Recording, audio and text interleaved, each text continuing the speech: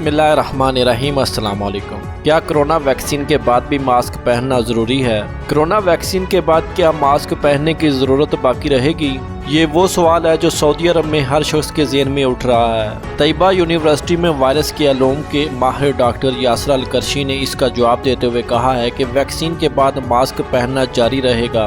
उन्होंने वजाहत करते हुए बताया कि सऊदी अरब में फाइजर कंपनी की तैयार करदा वैक्सीन का इंदराज हुआ है। फाइजर कंपनी की तरफ से कहा गया कि तजर्बात से मालूम हुआ है कि वैक्सीन की कामयाबी की शरह 90% है। इसका मतलब ये है कि वैक्सीन लगाने वाले 90% अफराद को कोरोना से तहफ़्फ़ुज़ हासिल होगा।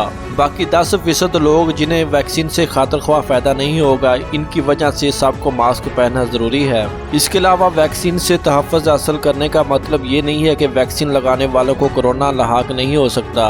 वैक्सीन लगाने वाले शख्स को दोबारा फिर भी कोरोना हो सकता है, मगर वायरस की वजह से वो ज़्यादा बीमार नहीं होगा। ऐसे शख्स को कोरोना का मरीज तस्वर किया जाएगा और दूसरे को भी मुंतकिल करता रहेगा। माहिरीन ने मजीद कहा कि कोरोना वैक्सीन अगर तमाम अफराद को लगा दिया जाए तो इसे एक्टिव होने के लिए भी काफ़ी वक्त चाहिए होगा। इसलिए मास्क तवील अरसे तक पहनना लाजमी है, नहीं तो कोरोना दोबारा फिर आप पर अटैक कर सकता है।